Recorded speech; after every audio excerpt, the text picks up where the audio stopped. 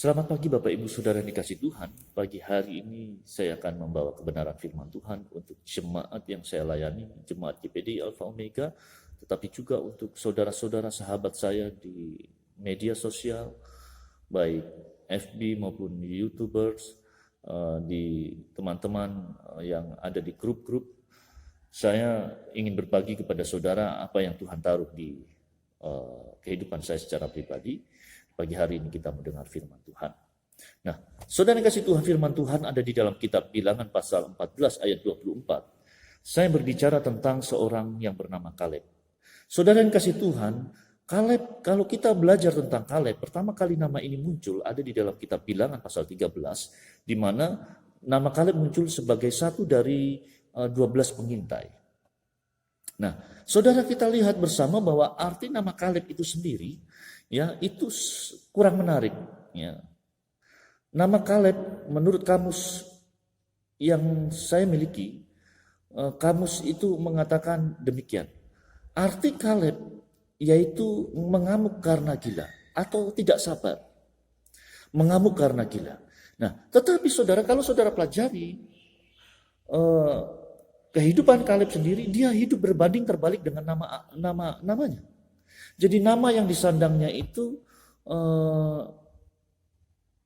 kurang menarik, tetapi Kaleb hidup berbanding terbalik dengan apa yang dikatakan.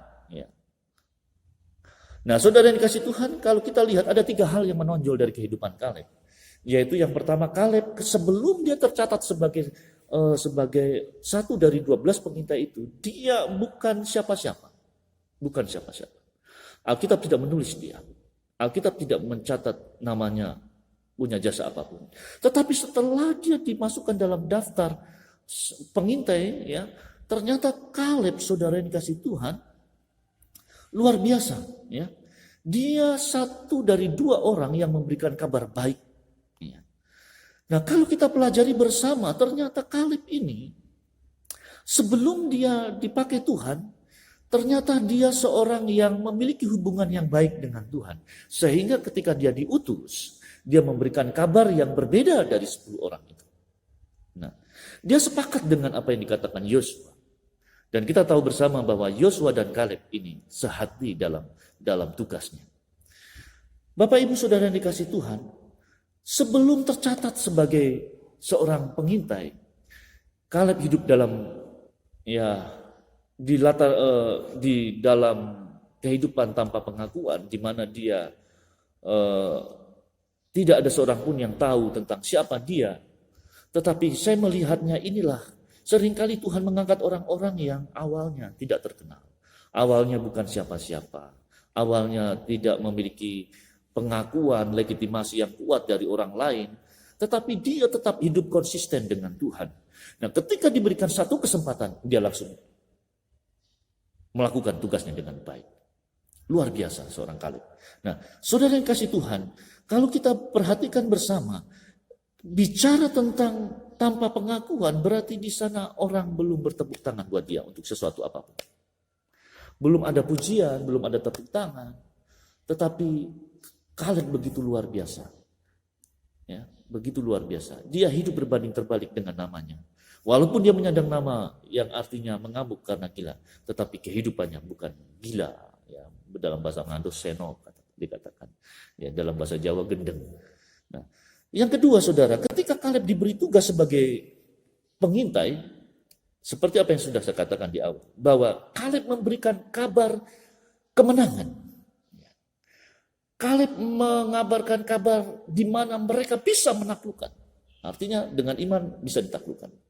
Artinya Kaleb punya iman untuk menaklukkan kota yang diintainya itu. Ya, dalam hal ini Jericho. Nah, saudara, kita melihat dia berani menolak pendapat 10 orang. Seringkali, saudara, suara minoritas tidak diperhitungkan. Orang lebih senang dengan suara mayoritas. Dalam musyawarah kita senang dengan suara yang mufakat diambil dari banyak suara. Tetapi tahukah saudara, seringkali walaupun banyak suara sepakat, namun itu belum tentu mewakili kebenaran. Kaleb berbicara tentang iman. Kaleb tentang berbicara tentang bagaimana kemampuan Tuhan untuk bisa menaklukkan Jericho. Kaleb memberikan kabar baik. Nah, kalau kita perhatikan bersama-sama, orang-orang Israel ketakutan menghadapi orang Kanaan, ya, orang Kanaan. Dan kalau kita perhatikan bersama bahwa ketika Kaleb diutus untuk hal itu, ya, Kaleb mampu untuk memberikan kabar yang menyukakan hati Musa. Yang ketiga, saudara, kebesaran nama Kaleb ada di bawah bayang-bayang Yosua. Saudara tahu bahwa Kaleb dan Yosua sama-sama berjasa, ya, memberikan kabar yang baik tentang tanah Kanaan yang diintainya itu, ya. Dan selanjutnya, Kaleb tidak terpilih sebagai pemimpin Israel.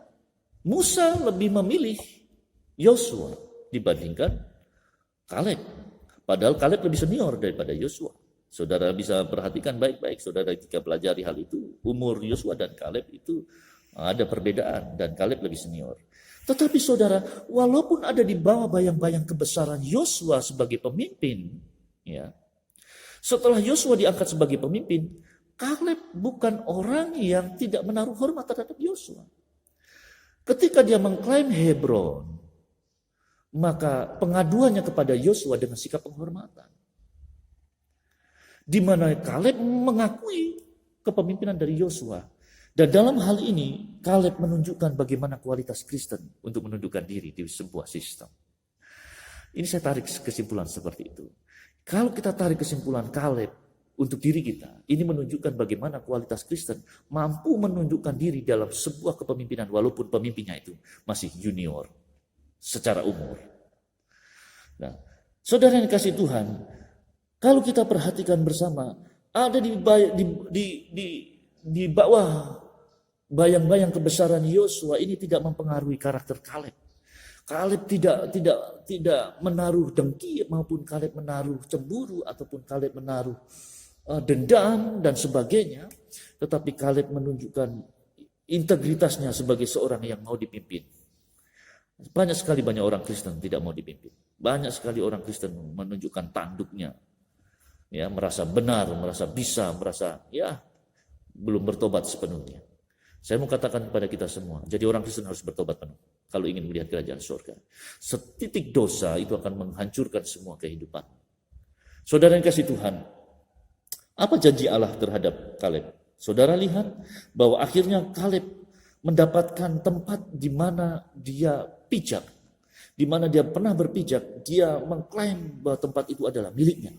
Dan kalau kita perhatikan bersama-sama bahwa Kaleb ini mendapatkan tanah yang dia klaim. Ya. Akhirnya Tuhan mempermuliakan Kaleb. Bapak Ibu Saudara yang kasih Tuhan, kalau kita perhatikan bersama, biarlah kita menjadi seperti Kaleb. Boleh namamu kurang menarik, tetapi hidupmu harus menarik di hadapan Tuhan. Shalom, Tuhan memberkati.